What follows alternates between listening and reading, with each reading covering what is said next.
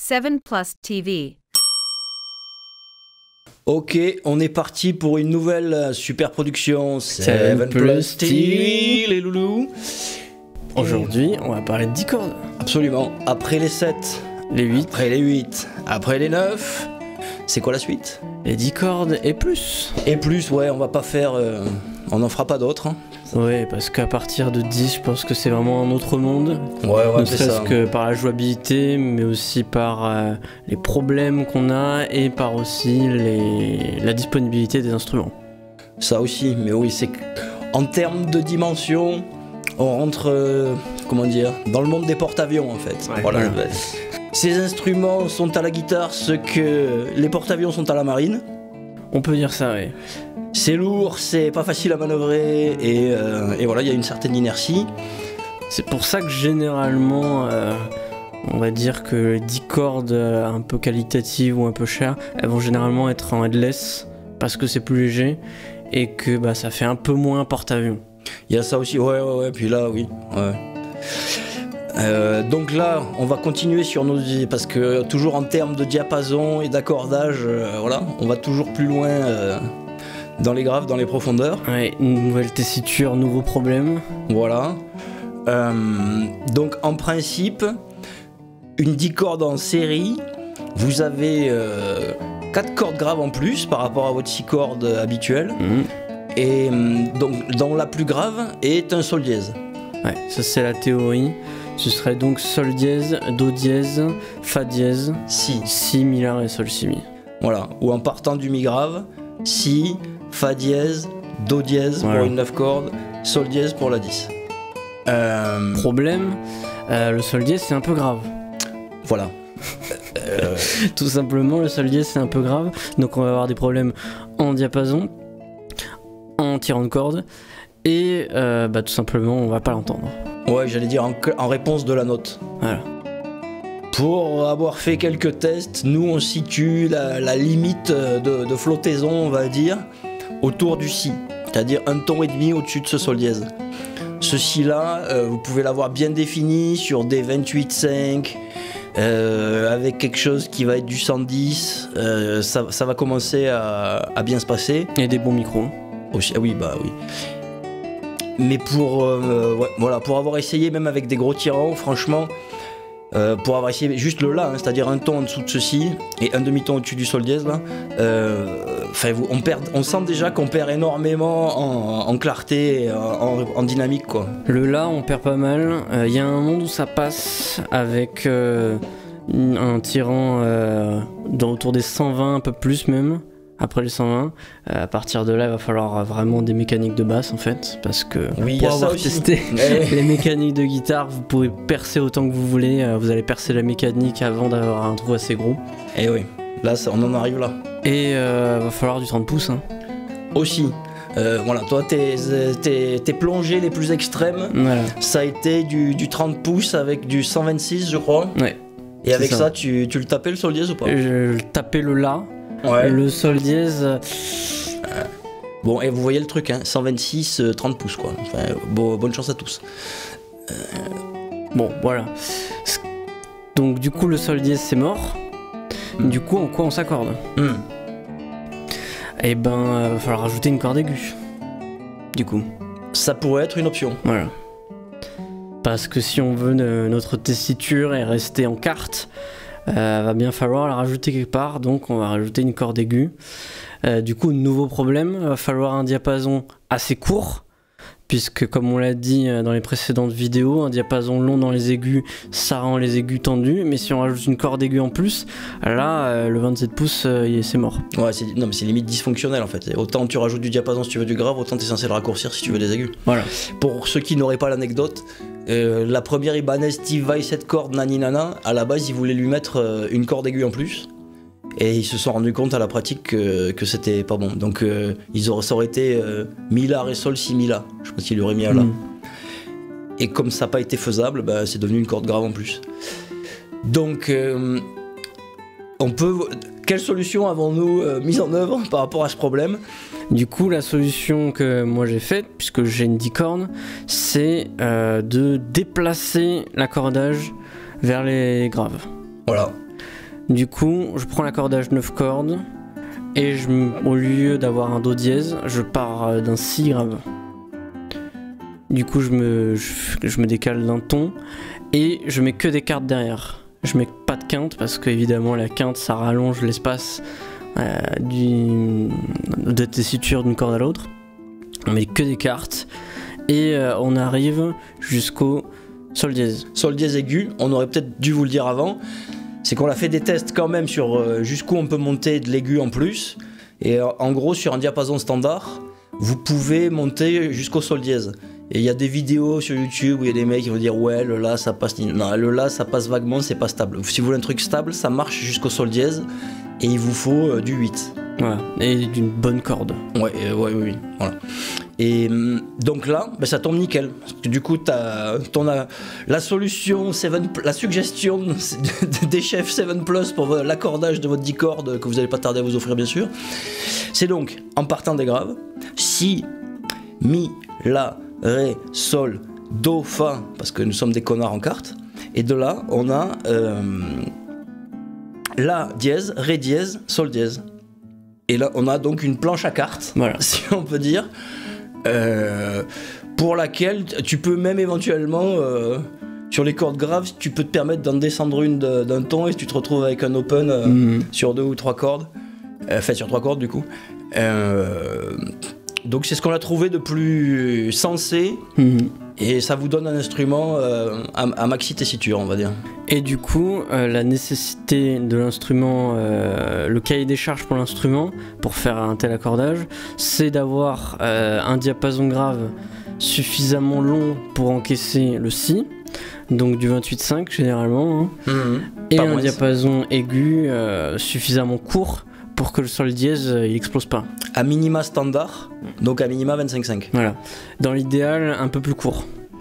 Mais de base, parce que tout ce qu'on vous a dit sur plus il y a de cordes, plus le fanning c'est intéressant. Nonobstant des micro-débats sur certains réseaux sociaux où apparemment c'est valable partout pour l'ergonomie, mais nous on parlait surtout en termes techniques par rapport au tirant des cordes et à la tension.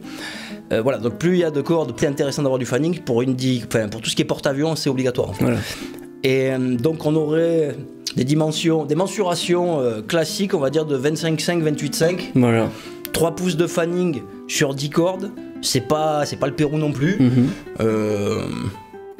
Pour mettre plus, je pense qu'il faut un système un peu alternatif de multiscale, comme ce que fait Oni Guitars par exemple, avec des frettes un peu penchées. Mais si on met plus que ça, que 3 pouces, ça commence à visuellement et au niveau des sensations de jeu être un peu gênant. Ouais, et puis faut pas se louper sur où tu mets la frette perpendiculaire aussi, voilà. Parce que il y a des zones du manche où ça peut devenir pas trop ergonomique. Du coup, on a notre accordage, on a nos diapasons parfaits, on va dire, diapasons idéal. Du coup, on va commencer à parler de qu'est-ce qu'on peut acheter, qu'est-ce qui existe, qu'est-ce qui se fait de nos jours. Et avant qu'on enchaîne sur la présentation des modèles, quand on vous dit qu'à partir de 10 cordes et plus c'est le porte-avions, c'est aussi que, souvenez-vous de ce qu'on vous disait dans la vidéo sur les 8 cordes, où les premières 8 cordes, il y avait des mécaniques de basse. Si vous traînez un peu sur internet, vous avez peut-être vu des espèces de choses avec 13 cordes, 14 cordes, etc. On en revient au même problème, où de toute façon, au bout d'un moment, si vous pouvez empiler autant de cordes graves que vous voulez, mais à un moment, vous êtes toujours obligé de repasser sur des mécaniques de basse et des cordes de basse. On revient sur la limite technologique d'il y a une dizaine d'années, mais repoussée. Pour moi, la 10 cordes, c'est un peu la limite de ce qu'est un instrument qui fait sens, on va dire. Au-delà de ça, je vois pas quoi mettre de cordes en plus, en fait, à part répéter l'accordage. Ouais. Ah, mais je suis d'accord avec toi. Moi, je me suis très bien adapté à la 8. Je commence à passer bien sur les 9. Et le moment où je vais me sentir bloqué sur 9 et me dire, oh là, quand même, j'en veux une en plus, peut-être ça arrivera. Mais après, oui, je suis tout à fait d'accord avec toi. Et puis, il faut pas se mentir non plus. Autant, y a beaucoup de gens qui sont effrayés à me dire, oui, 7 ou 8 cordes, c'est un peu le manche, il est un peu large et tout. Non, c'est bon, voilà, c'est humain. Mais à partir de 10, on commence vraiment à être sur des gros manches. C'est vraiment une planche à repasser. Ouais. Puis tu vois, on sort de la bonne ergonomie, en fait. Donc, ouais, voilà, je pense qu'on a à peu près tout dit. Ouais, on va commencer à parler des guitares. Allez, première guitare. Première guitare, qu'est-ce qu'on peut acheter maintenant? Bah du coup, on va revenir sur Agile, dont on en a déjà parlé. Les fameux, bien sûr qu'ils font des 10 cordes. Bien sûr qu'ils font des 10 cordes. Et donc là, qu'est-ce qu'on dit? Ben on dit merci monsieur. Oui. Parce que en plus, bon, il y a le prix. Donc pour grosso modo 1000 $, ou 1100 $ avec le port, enfin voilà, autour de 1000 €, 1200 €, vous avez du neuf. Vous avez du neuf. Ouais, c'est un peu, mais c'est quand même relativement stylé, même si c'est stylé cheap, c'est quand même. C'est clairement inspiré. Pareil, hein, des finishes polonais. Ouais. C'est un peu moins bien fait, c'est sûr, mais ça claque quand même. Voilà. Et puis dans cette gamme de prix, puis l'ergonomie est bonne, le placement des boutons est bon. On a des jolis bois sur le manche, on a un manche vissé. Bon, faut pas rêver, hein, on va pas rêver, 1000 $. Voilà. On a du coup, pour avoir du coup pratiquement ce modèle-là, du hardware qui tient bien la route, il n'y a pas de souci. Je tiens à préciser que j'ai dû faire des petites modifs sur les pontets pour les descendre suffisamment, mais sinon aucun problème. Qu'est-ce que j'ai à dire sur cette guitare? On en reparlera plus tard. Mais grosso merdo, je suis vachement content d'avoir une 10 à ce prix-là. Bah oui, c'est pour ça qu'on dit merci monsieur, c'est les seuls au monde grosso modo, enfin en tout cas en Europe là qu'on est accessible à proposer ça. C'est déjà cool de vivre dans un monde où bah écoute, tu veux une petite 10, hop, en 2 clics elle arrive chez toi pour pas trop cher. Et mieux que ça encore, on a du scale de 25,5, 28,5. Que demande le peuple? Donc on peut avoir notre corde aiguë très aiguë et notre corde grave qui sonne. Oui.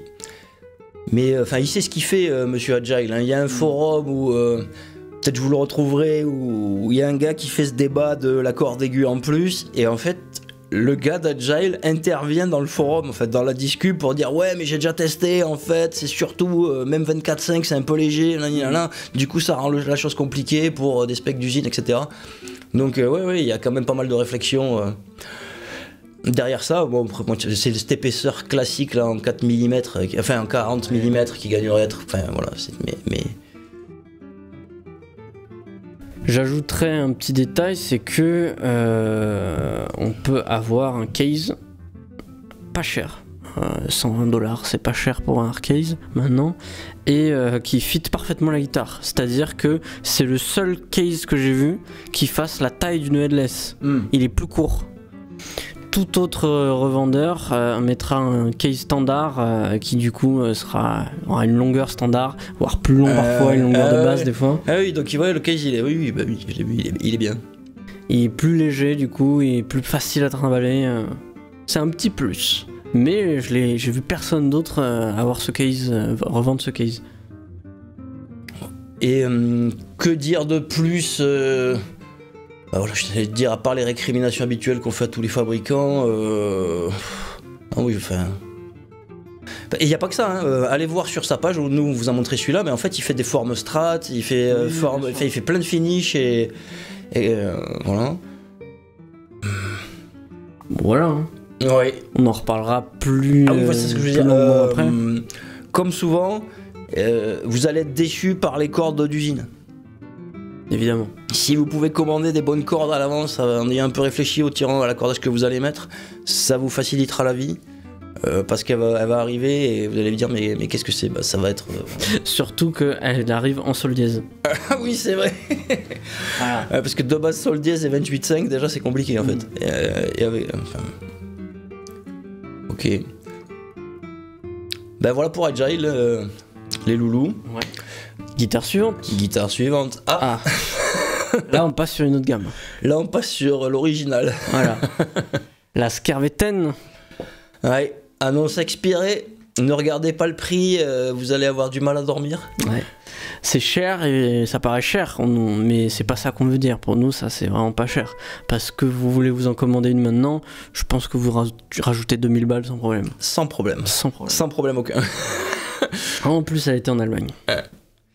Donc voilà, Skervesen, hein, fabricant polonais qu'on ne présente plus. On ne présente plus du tout.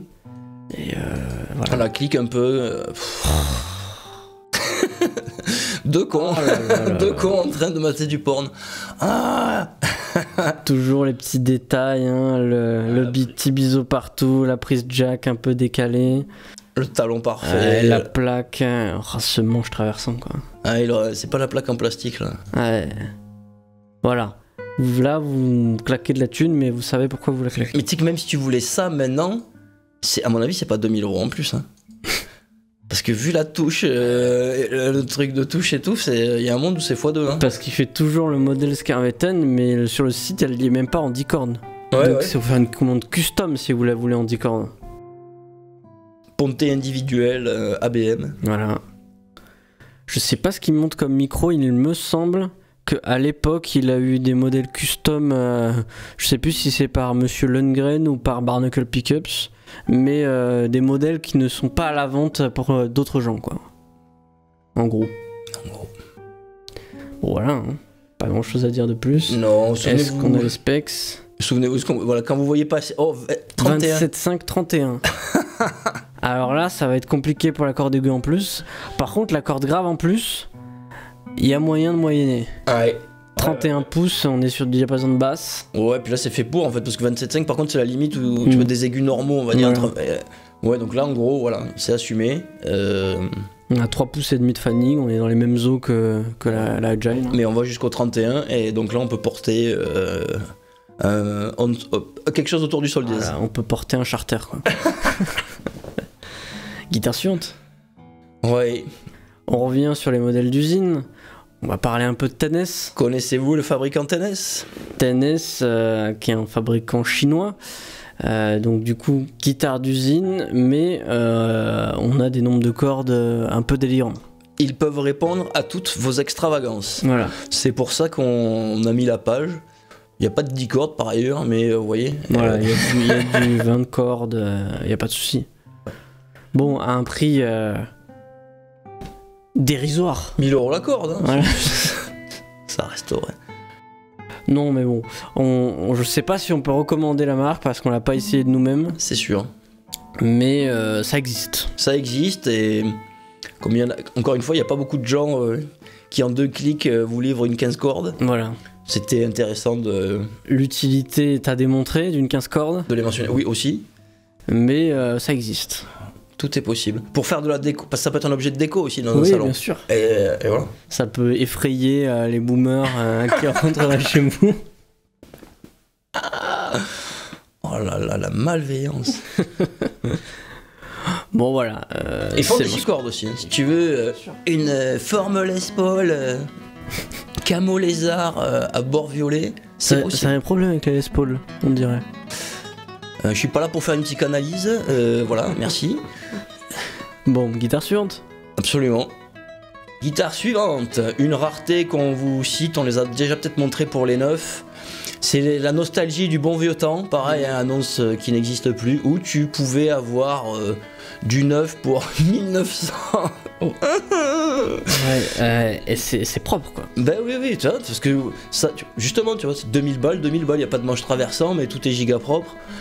Et 10 cordes, et t'avais ça, comme ils faisaient des 8 et des 9, c'était l'âge d'or de Halo Guitar et du modèle Octavia. Avec les Lace 5 pouces, les seuls qui existaient à l'époque, je pense, en 10 cordes.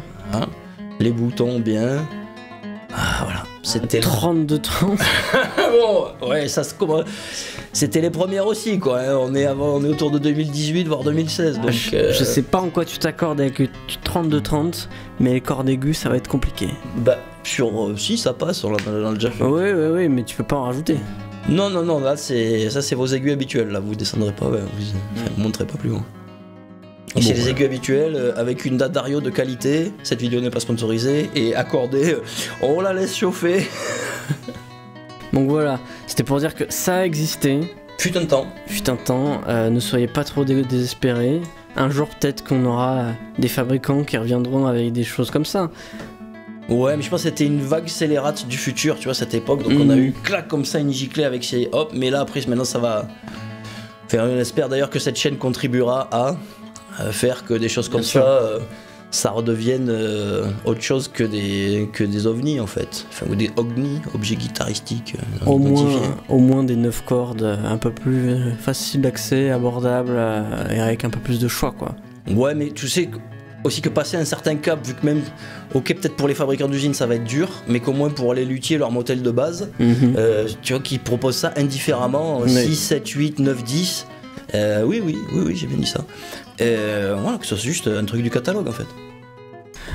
En principe, n'importe quel luthier compétent devrait au moins vous faire une 8 ou une 9. La 10, c'est pas donné. Bah ouais, tout le monde ne s'y risquera pas. Bon, on va en citer encore une ou deux. Oui. Qui d'autre fait des 10 ? Monsieur Ethereal, évidemment. Dont on vous a déjà parlé. Celle-là, on allait la chercher sur Facebook, c'est une custom. Et il l'a faite il y a pas très longtemps, elle date de l'année dernière, il me semble. Je l'ai vu passer, bah c'est propre. Hein. Ouais, on est sur une espèce de guitare porn un peu stellaire. Voilà, avec une touche, on ne peut plus travailler. Le hardware T4M qui fait toujours plaisir. Voilà, après on aime ou on n'aimera pas. Le kill switch, hein. Le kill switch, bien sûr. Un seul bouton, ça doit pas être un tonne. Oui, je pense que c'est volume et 3 pauses. Alors on n'a pas les specs vu que c'est une annonce Facebook. Bon voilà. C'est spécial, mais ça existe. Ça fait plaisir quoi. Ça fait très plaisir même. Ah ouais, le corps est très épuré au dos, ça fait plaisir. Comparé à beaucoup d'autres modèles qu'il fait où il y a plein de petits trucs au dos. Ouais, là ça fait beaucoup plus uni. Et la fameuse touche Ethereal. Toujours le profil de manche. Voilà, ça existe. Quel diapason, je ne sais pas. On ne sait pas, on voit qu'il y a 27 cases, j'ai l'impression. Bon voilà. Hein. On finit avec connaissez-vous Félix Martin?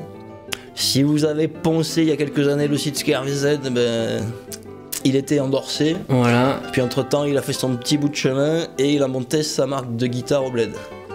Félix Martin, guitariste avec des techniques assez spécifiques, on va dire, qui a dû du coup se faire des guitares tout aussi spécifiques. Ouais, toute sa vie. Ouais, et il a fini par faire sa propre marque, qui est, ma foi, tout à fait abordable. On voit qu'on est en dessous des 3000 $. Voilà, alors ça fait plaisir. Ça fait plaisir, c'est parce que c'est fait en Amérique du Sud, et on va pas parler de la dédollarisation et de comment les BRICS ont leur économie qui n'est pas forcément maintenant soumise à la même inflation que nous. Mais en fait, c'est juste des prix d'ici, d'il y a 5-10 ans. Alors, comment ça va marcher ces petites choses ? En fait, c'est un manche avec 2 fretboards, tout simplement. Mais tapez de Félix Martin, un guitariste, vous allez voir comment il joue. Parce qu'en fait, le gars fait du tapping, mais c'est comme quand vous faites du piano sur la même octave, il vous faut 2 claviers en fait. Bon, ouais. Là c'est le même principe, mais appliqué à la guitare. Du coup, on a 2 fretboards accordés pareil, avec parfois une corde en plus sur un, une corde en plus sur l'autre. Ça dépend de ses modèles, il fait tout.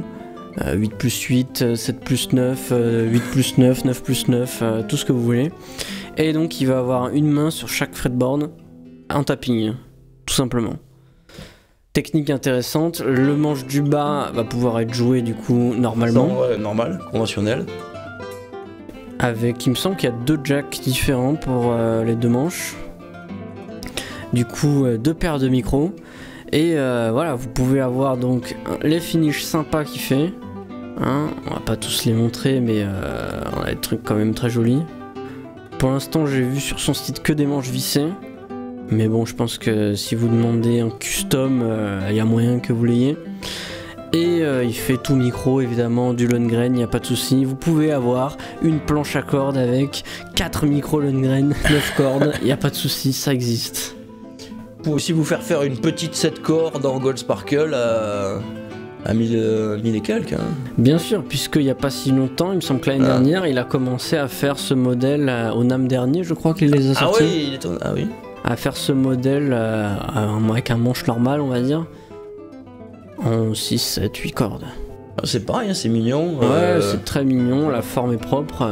Ce serait sympa d'avoir un test de ça ou Parce que là c'est pareil, si c'est quali, tu vois, les prix là c'est... en Europe, ça serait plus cher quoi. 1500 $, Bon, on va manger les frais de port comme d'habitude à la réception, mais et il fait des basses aussi. Je voudrais une double basse 8. Donc là voilà, on n'est même plus. Si vous étiez choqué par le côté porte-avions des 10 cordes, là, là c'est une planche à repasser.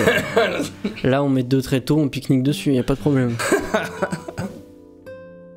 Ah, j'adorerais me pointer avec ça, avec basse double 6 cordes à un entretien pour un groupe qui cherche bassiste. Et je me demande même si ça prendrait pas des fixations de chaussures de ski, tu vois, et s'il n'y a pas un moyen d'en faire des snowboards. Bon voilà, ça existe. Et c'est formidable que nous vivions dans une époque Exactement. où ça existe. Et encore une fois, un musicien novateur qui arrive à aller au bout de ses idées, qui galère toute sa vie à se faire des guitares à cause de son style de jeu non conventionnel, mais qui est quand même très exigeant, et qui finit par avoir sa propre marque.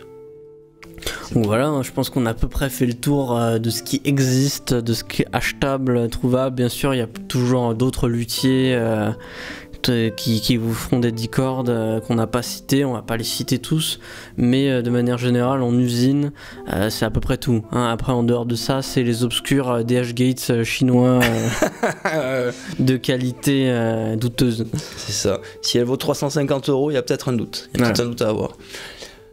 Voilà les loulous, moi je pense qu'on va se quitter là-dessus. Et on va du coup enchaîner sur la présentation de la Agile. Parce que ça mérite quand même, c'est pas tous les jours qu'on a ce genre de choses sur YouTube. On me dit dans l'oreillette qu'une note de musique sera peut-être jouée. Allez, à tout de suite pour cette revue exceptionnelle. Bien sûr. On se retrouve immédiatement et comme convenu pour un unboxing de cette Agile 10 cordes. Comme vous pouvez le voir, la guitare est magnifique. Elle rend nettement mieux en vrai que sur les photos.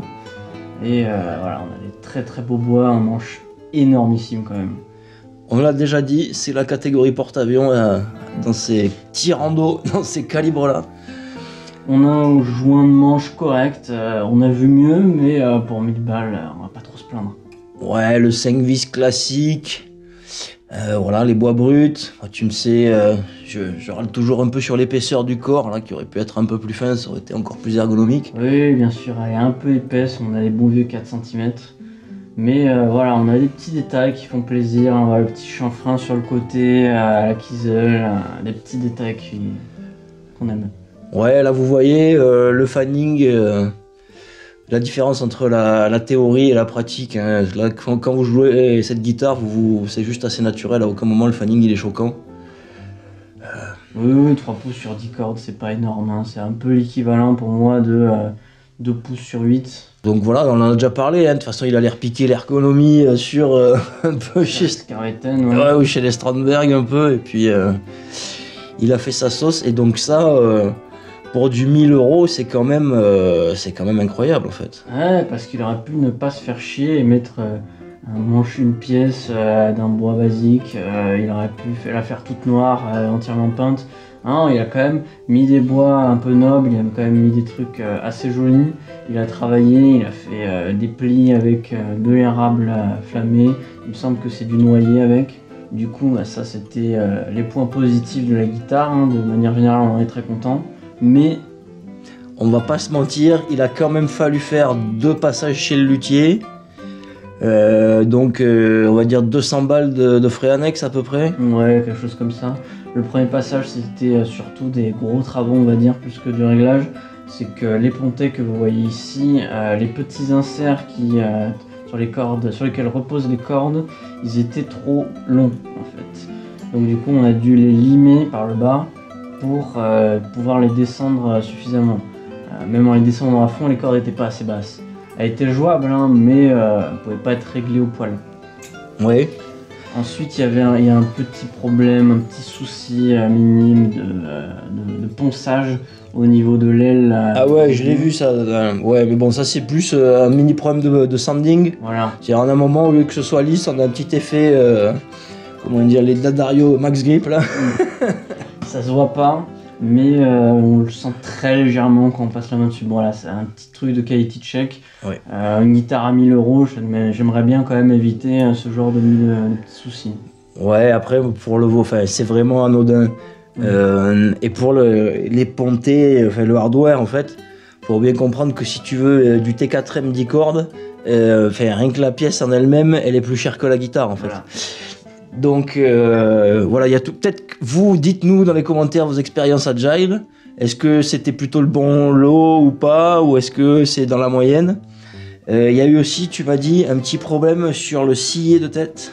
Oui, sur le sillet de tête, il y avait un petit accro au niveau de la corde la plus aiguë qu'on a réparé avec de la poudre et de la glu. Ouais, la classique, la classique poudre plus glu et après tu relimes dedans. Et il y avait une dernière chose au niveau d'une des deux cavités de truss rod, parce que double truss rod évidemment. Il y avait un petit souci, je pense, au niveau de la CNC qui est mal passé. Il y avait un petit coupeau de bois qui restait, qui empêchait l'accès.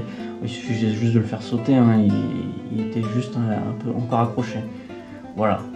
Rien d'exceptionnel, rien de très très grave, mais c'est des petites choses qui sont censées être vues au quality check. Ouais, attends, parce que ça c'était le premier passage en gros, qui t'a coûté 100 € Voilà. Et après il y a eu le deuxième passage dans les mains d'un luthier un peu plus expert et hélas parti à la retraite depuis lors, qui lui a beaucoup fait les frettes et je pense un peu les gorges des sillets de tête des cordes graves.